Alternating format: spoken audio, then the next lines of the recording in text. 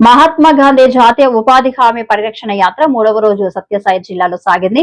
ధర్మవరం నియోజకవర్గం రాఘవంపల్లి గ్రామంలో కరువు పడికొచ్చిన శ్రామికులను కలిసి విబిజి రామ్జీ చట్టం ద్వారా జరిగే నష్టాలను వివరించిన వైఎస్ షర్మిల. ఉపాధి హామీ పథకానికి అయ్యా మాకు మధ్యవర్తుల ద్వారా డబ్బులు ఇప్పించకండి, మాకు నేరుగా డబ్బులేస్తే కట్టింగ్లు కమిషన్లు పోవు అని రాజశేఖర రెడ్డి గారి దగ్గరికి వెళ్ళి అడిగితే ఒకేసారి 60 లక్షల అకౌంట్లు ఓపెన్ చేపించాడు రాజశేఖర రెడ్డి గారు. ఇది ఉపాధి హామీ కొత్తల్లో.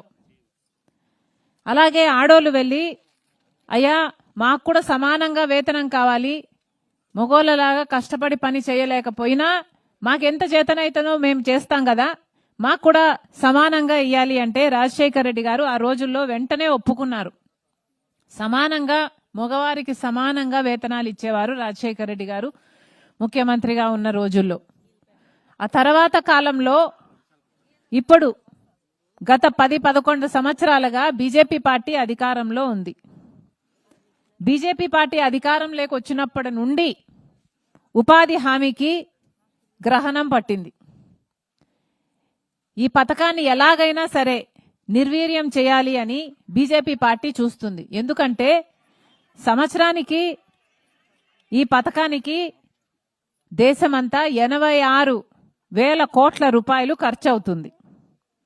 ఈ డబ్బంతా ఉపాధి హామీకి వివిధ రాష్ట్రాలకు కేంద్ర ప్రభుత్వం ఇస్తూ వచ్చింది.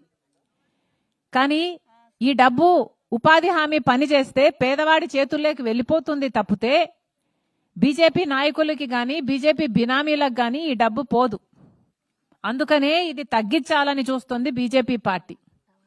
అందుకే అదే పనిగా కుట్ర పన్ని మరి ఉపాధి హామీ పనిని నిర్వీర్యం చేయడానికే బీజేపీ పార్టీ పూనుకుంది. కాబట్టే ఇప్పుడు కేంద్ర ప్రభుత్వం మొత్తం డబ్బులు ఇవ్వదట. ఇది వరకులాగా కేంద్ర ప్రభుత్వం ఇవ్వదట. ఇప్పటి నుంచి 60% కేంద్రం ఇస్తుందంట, 40% రాష్ట్ర ప్రభుత్వమే పెట్టుకోవాలట. దీనికి ఒక కొత్త చట్టం తెచ్చారు.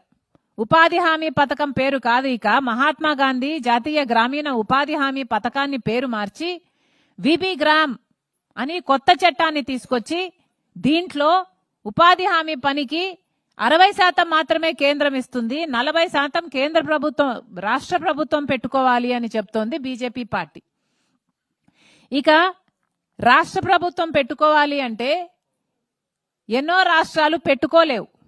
మన ఆంధ్ర రాష్ట్రాన్ని తీసుకున్నా మన ఆంధ్ర రాష్ట్రానికి కనీసం ప్రభుత్వానికి పనిచేసే వాళ్ళకి జీతాలు ఇవ్వడానికి కూడా సరిగ్గా డబ్బులు లేవు. ఇక ఉపాధి హామీ పనిలో 40% ఖర్చు పెట్టుకోమంటే మన రాష్ట్ర ప్రభుత్వం పెట్టుకోలేదు. కాబట్టి రాష్ట్ర ప్రభుత్వం ఉపాధి హామీని ఇంకా తగ్గించేస్తుంది లేదా మొత్తానికే తీసేస్తుంది. ఇక కేంద్ర ప్రభుత్వం 60% పెట్టుకోవాల్సిన అవసరం కూడా ఉండదు. ఇది వీళ్ళు చేస్తున్న కుట్ర. అంతేకాదు, ఇది వరకైతే 7 గంటలో 8 గంటలో కంటే ఎక్కువ పని చేయడానికి వీల్లేదు ఉపాధి హామీలో, అంతకంటే తక్కువే చేయాలి. ఇప్పుడు 12 గంటలు చేయాలట. కొత్త చట్టంలో 12 గంటలు పని చేస్తేనే డబ్బులు ఇస్తారట. ఇది ఎక్కడి న్యాయం? ఇంత అన్యాయాలు చేస్తూ కూడా ఊరెంబడి రోడ్లెంబడి అడ్వర్టైజ్మెంట్లు వేసుకుంటున్నారు. ఇప్పుడు 100 రోజులు కాదు 125 రోజులు పనిస్తాము అని. చూసారా ఎవరైనా? ఏమా చూసారా?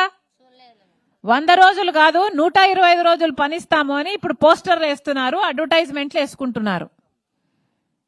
చాలా మంది చూసుంటారు. కానీ ఇది బూటకం, ఇది ఒక మోసం. ఎందుకంటే ఇప్పటి వరకు కూడా 100 రోజులు కూడా ఏ గ్రామంలో పని ఇయ్యలేదు. గత సంవత్సరంలో తీసుకున్న 52 రోజులు మాత్రమే సగటున పని ఇచ్చారు. ఒక మనిషికి 52 రోజులు మాత్రమే పని ఇచ్చారు. ఈ 52 రోజులు కేవలం 52 రోజులు పని ఇచ్చిన వాళ్ళు ఇప్పుడు 125 రోజులు ఇస్తాము అంటే నమ్ముతారా? కనీసం 100 రోజులు కూడా పని ఇవ్వని వాళ్ళు 125 రోజులు పనిస్తాము అని పోస్టర్లు వేసుకుంటున్నారంటే ఎంత సిగ్గులేదనుకోవాలి వీళ్ళకి. అమ్మా 125 రోజులు పని ఇవ్వరు.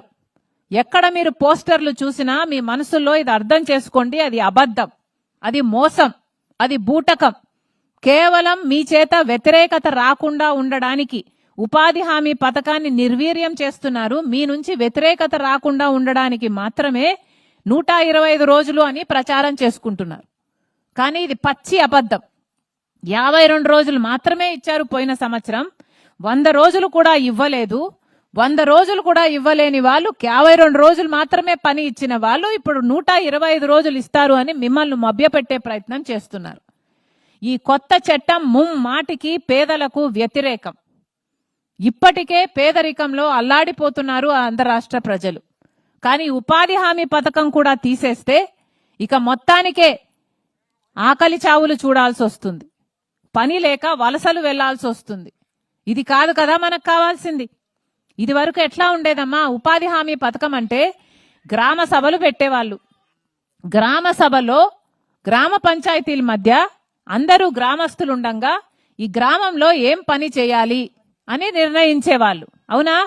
మనం రోడ్ వేయాలనా, లేకపోతే బావి తవ్వుకోవాలనా, లేకపోతే పూడిక తీయాలనా, లేకపోతే చేన్లో వేసుకోవాలనా, పని చేసుకోవాలనా అనేది గ్రామ సభలు పెట్టి నిర్ణయించేవాళ్ళు.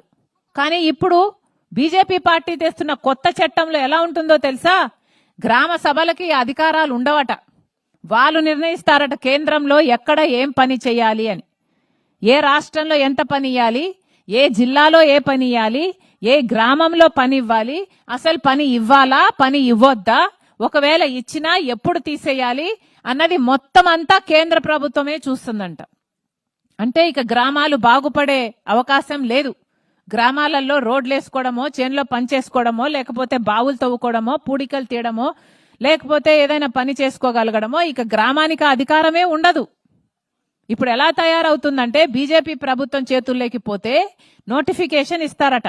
అంటే అక్కడెక్కడో రోడ్డు పని జరుగుతుంది, లేదా ఒక ప్రాజెక్ట్ పని జరుగుతుంది, ఆ కాంట్రాక్టర్కి ఇచ్చాము, ఆ కాంట్రాక్టర్ కింద ఈ ఉపాధి హామీ పని అప్పచెప్తున్నాము. కాంట్రాక్టర్ పనిస్తే ఉపాధి హామీ పని ఉంటుంది, కాంట్రాక్టర్ పని ఇవ్వకపోతే ఉపాధి హామీ పని ఉండదు.